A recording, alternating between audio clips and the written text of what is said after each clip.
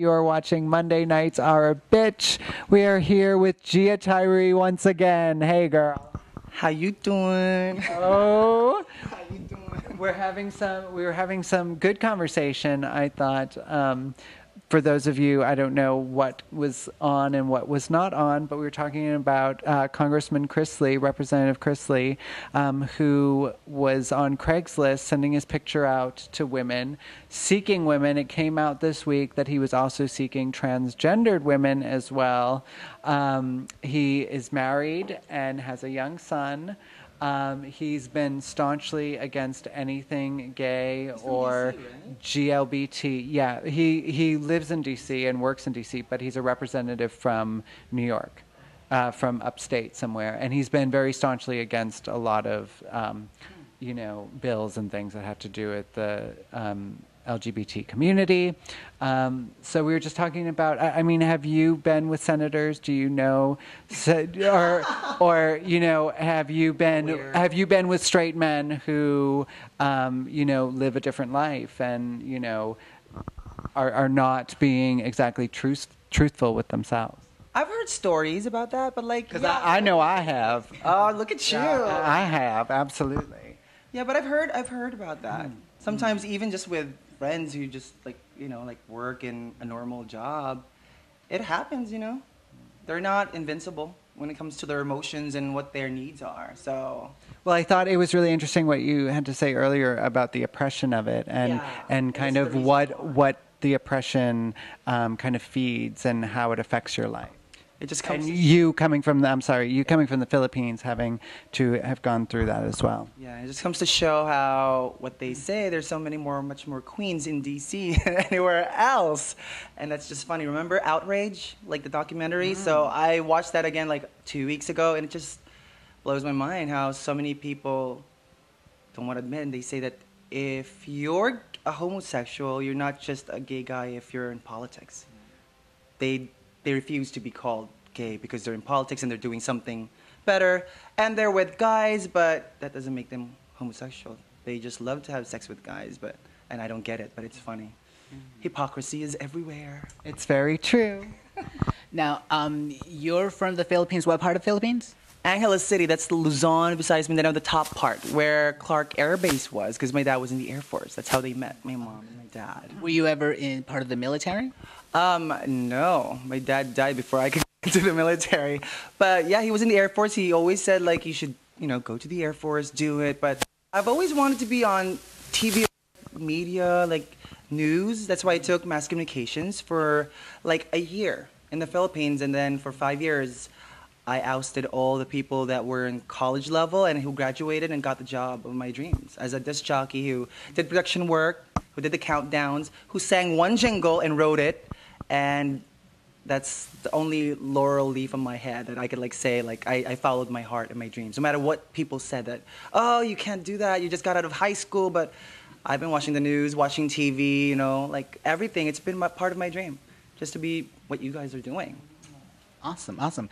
I know you were not transgender when you were in the Philippines, but how is life for the LGBT community in the Philippines? Is it rough?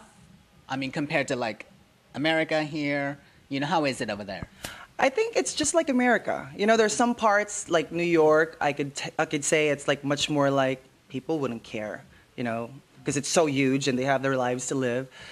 But because it's Catholic, like mostly, it's still looked down upon. You know what I mean? And as much as possible, they'd rather have like a lesbian daughter than a gay son. It's kind of sad, but that's how it is. And a gay son rather than a transgender, right? Exactly, in punto, you got it. Yeah, but like it's really hard. But I guess it just matters. All that matters is like the people around you and who you're friends with. That will like help you build that new character and that new stage in life. I guess is what's important. It's hard. It's never easy, and everything in life's never easy. But if you really are decided to go on with it, like even with me being transgender, it took me a while to really like, am I gonna go through with this? Is this what I really want? But I realized like I'm much more happier in my skin when I finally transitioned. I don't know if you guys saw, I don't know if you saw Our America on the Oprah Winfrey Network with Lisa Ling. They did a whole a whole thing on transgender people living in America, and they had a young boy who had decided that he wanted to dress as, I don't know if you saw it or not. She named herself. He was born Harry, and she named herself Haley, and was dressing up as a girl. And the parents were supportive of that, and they said that they don't know how Haley is going to live her life in the future, but as of right now, they thought that it was best for her to make up her mind, because she considers herself a girl, and when asked, or when she draws pictures, she considers herself a girl, and I think it's so commendable for her parents to allow her to just be who she is. What do you think of that, and how would your life be different if you had been allowed to identify or dress as a girl at a younger age? I think I would have been much more, I would have said that I would have started younger, you know what I mean? But yeah, like times have changed. But before, when I was born, so I guess it's just like really hard, the patriarchal government, the machismo, you know what I mean? So we've just come so much far beyond our years that now the kids that feel like that don't need to be, sent to somewhere like a degaying, or where you have to be electrocuted and all that. But like now they understand and realize, oh wow, there's such thing as autism. There's such thing as, now they've found so many things that before people couldn't wrap their head around. And now they're just lucky. But like for me, I would have done the same if I was given the chance to with the people around me. But now my family loves me. They're proud. My brother even says oh, at least now I have another pretty sister, and I'm the only guy in this family now. And that's support, and that's love. And all of my relatives, they just love me, and they always say, wherever you're happy, we're happy. And that's so nice. That's fun. But it took me a while to open up to them. It's not easy. Yeah. Definitely know where you're coming from. And you just said something that I kind of identify with, because also I used to be a gay boy, and I never knew that I was going to be transgender. I was happy being a gay boy, but then I dressed up, and then I was like, wow, now I feel right. But it wasn't like before I felt wrong. Yeah. It was more like I just felt right. You know what I mean? So, because a lot of the times people think that all transgenders feel they were born in the wrong body, and I want to get the message out that that's not necessarily always true, because I never felt I was born in the wrong body. I don't think you did either. Yeah. What is your experience that you were happy before you were transgender, but you're even more happier now, right? Yes, how is that? I don't know. It's like having superpowers. It's changed my life completely. And it's not like, it was stages for me, because there were times that I would feel awkward, and I'm like, it evolves, Like for me, that's what happened to me. It evolved. I had to accept another level of oh wow, another level of fear, oh wow, I'm gonna come out there, and I'm not your average petite woman. I'm tall, and why do you think I love New York? Because everyone's tall here, and I feel like not the giraffe anymore, in a fucking jungle, oh, excuse me, in the freaking F-bomb. Sorry. Yay. Just like Mark Wahlberg's mom, right? Exactly. From The Fighter. Anyway, but yeah, now I just felt much more comfortable in my own skin. And every day, my boyfriend tells me that, and that's so nice for someone to see you without the makeup on. You wake up and say, "Oh, you're beautiful." That's why I'm happy. I'm happier now, definitely. I mean, there's so many. I think there's so many different. I look at it on a sexual graph of black and white, and there's people everywhere in between. Yes. In the whole grayscale of it.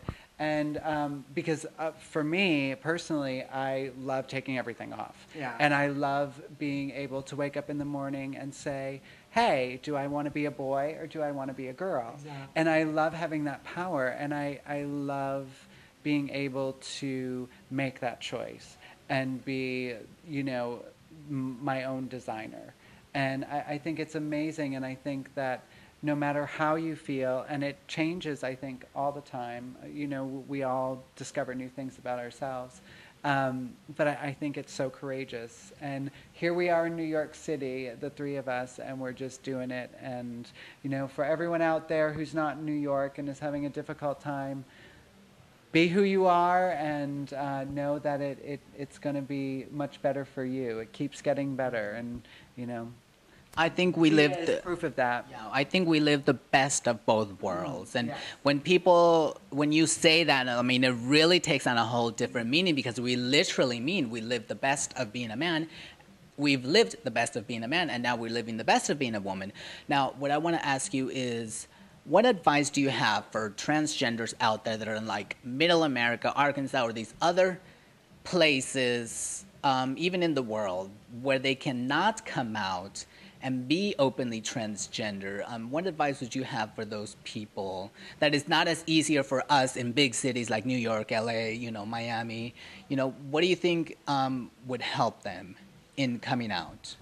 Well, in this new age, like this technology, like going online, I guess that's the best way. You can go Facebook, network, and try to talk to people and chat and and for all those other close-minded people, you got to learn more and broaden your horizons and your mind about acceptance and just being able to cohabitate with everyone and coexist, right? Absolutely. So we'll have that right.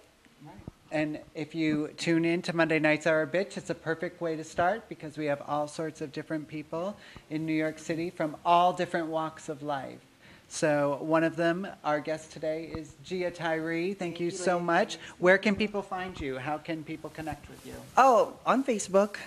Just on Facebook. No more MySpace. Yeah, just over there. And then if you could want to for some modeling projects and stuff like that, just connect there. You'll see me on their page. Beauty pageant. Yes, and beauty pageants, and more to come. More to come. Absolutely. And you'll see the spelling here, Gia Tyree. Yes. Absolutely. So again, thank you so much, Gia Tyree. We are Sassy and Samara. You're watching Monday Nights Are a Bitch. Thank you so much and have a great night. We'll see you soon. Good night, everybody. We'll see you next Monday.